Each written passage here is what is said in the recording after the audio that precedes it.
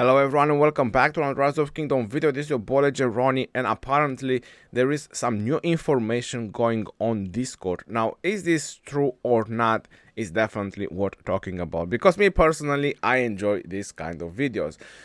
So according to this picture, King Arthur should come to Rise of Kingdoms as a new leadership commander.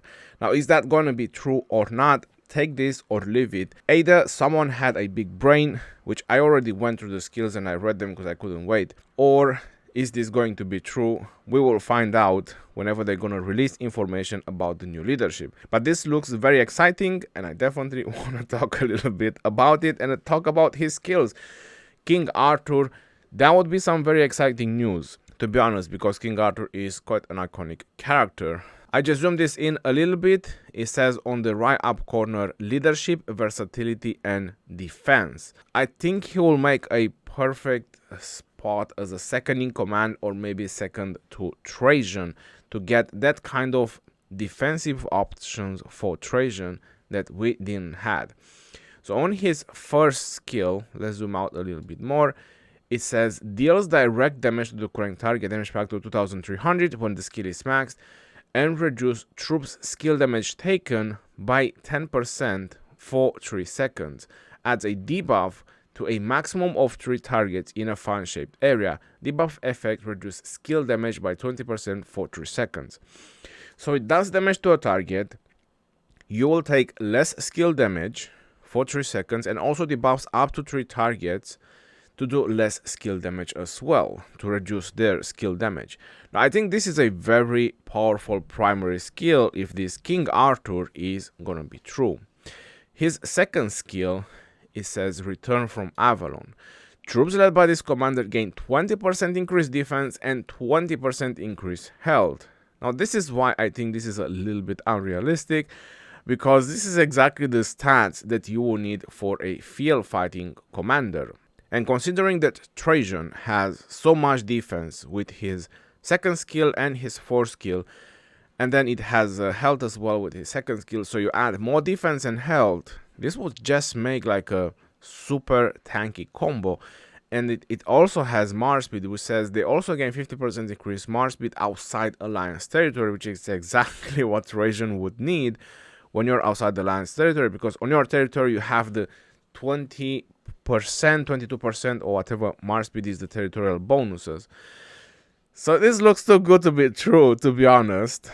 I like the creativity, so whoever created this, either it's gonna be real or not, like I said, I don't know. It has very interesting skills so far. Similar as the Kusunoki. If you didn't check my previous video regarding possibility of the 2 new leadership commanders, it was the Prime Kusunoki, and it was another commander. I'll make sure to post a card on the top. Make sure to check that video out. Troops led by this commander have a 60% chance to get incoming damage reduced by 20%. Let's just make sure we see the entire skills. When this is maxed out by 20%, and while being attacked, troops led by this commander have a 20% chance to deal skill damage to up to 5 enemy targets within a circular area of effect for 3 seconds. The damage factor is 80 when this skill is maxed, times the number of surrounding enemies, with an upper limit of 5 surrounding enemies, and this skill can trigger once every 8 seconds. So this is why I believe that this is a little bit unrealistic, because these 20% chances that he has, it's up to 5 enemy targets, and it does damage factor times the number of surrounding.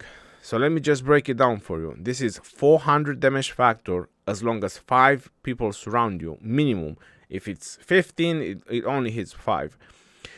And it does 400 damage factor per second for 3 seconds to each of that target. That is 1000 damage factor per target. That is 6000 damage factor total on 6 targets. Of course, this can trigger only once every 8 seconds. But imagine if you do a Harald rally with this guy, or a Pakal rally with this guy. I mean, this so far seems to be the most commander anti-swarming capabilities with all this damage factor.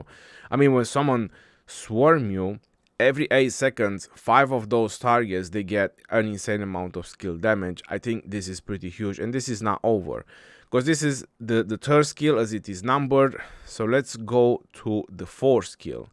The fourth skill is troops led by this commander gain 15% increased troop capacity. Again, that's super huge even for field fighting when you think about it. And then it says when there are 2 or more different types of units in the army, they give additional 15% counterattack damage to surrounding enemies with less than 80% strength. So when people swarm you, if they have 80% or less of the march left, you do additional 15% counterattack damage. So this is not something that you should really worry about if this commander will ever come true. The counterattack damage, so you don't really need to have mix with this guy. But obviously, if you're doing like a Trajan and this guy, King Arthur, then you will definitely have mix, because you want to get the debuff from Trajan, which is a really good debuff from Trajan on the target to make the target get 20% more damage.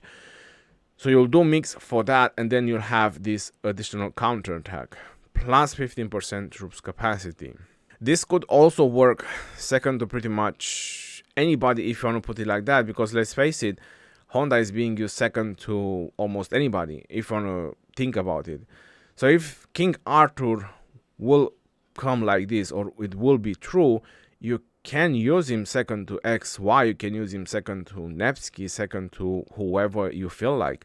But in my opinion, if King Arthur will ever be true and I max him, I'll probably put him second to Trajan, because it's pretty obvious that Trajan is kind of a target on the field.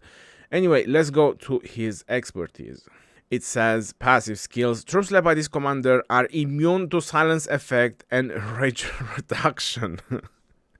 So this is not enough. All the bonuses that he has, the damages that he has, he's immune to silence effect as well, and rage reduction. So you're making sure that those skill rotation are actually happening. No silence, no rage reduction, no interruption. You will continually do those cycles of skills. And then as an addition, because why not, you get counterattack damage dealt on the map by 20%, a flat 20% counterattack.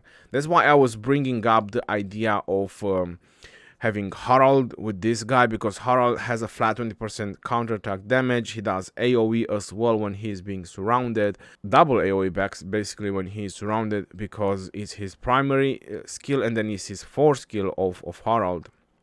And then when he is surrounded up to 10 targets, he's increasing his counterattack even more. So you could put another 20% counterattack from this guy, and you could put another potential of 15% counterattack if you do two types of troops.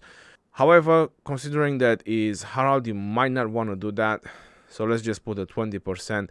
That's going to be like 60% counterattack when people are swarming you, and then you have the defense and the health that you need for your Harald. I think this is looking pretty good. Maybe not necessarily as a rally with Harald, but even as a march or a field fighting march it's just looking too good as a commander, to be honest. I mean, if we really get a leadership like King Arthur in Rock, that would be a little bit of game breaking for leadership. Maybe leadership will have more comeback on the field. However, from my experience about leadership, let me just put it out like that, is that they bring you a lot of severely wounded. So with all these beautiful skills and amazing skills they have, they do bring a lot of severely wounded to your hospital.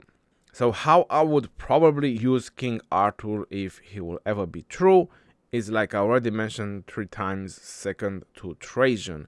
If I would ever max him, since his versatility, he will definitely be in the wheel. If I would ever max him, I would most likely try him with XY as well, because he has defense and health and a little bit of march speed, so why not? Or maybe try him with Nevsky, or maybe try him with Saladin, right? Because Saladin has skill damage reduction as well. And then you have this troops capacity. So there's quite a lot of combinations that you could potentially do with King Arthur. His versatility, leadership, I mean, the capabilities of pairings is literally unlimited. Like, you could pair him with whoever you want. You could do Boudica and King Arthur if you really want. Just because he has defense, health, march speed, he has everything you need. Counter attack, he has damage on the target, buffing, debuffing as well. It just looks too good to be true. But you never know, because if we look a little bit back of this 6th generation of commanders that they introduced, so a little bit of light in what this picture is, we had Nevsky, which is an amazing commander. We had Scipio, which is an amazing commander. We had Boudica, which is an amazing commander as well.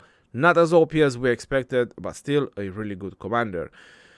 And they were all versatility. So there is a very high chance that leadership is getting great commander on versatility. But it looks a little bit more realistic than Prime Kusunoki and the other guy that we saw. So let me know what you think in the comment section below. Is this King Arthur the new leadership commander that we will get, or this is just another fantasy? I'd love to hear your thoughts, and I'll see you on the next one. This is your boy Ronnie signing off. Peace out, till and take care. See you on the next one, and stay safe out there, my friends.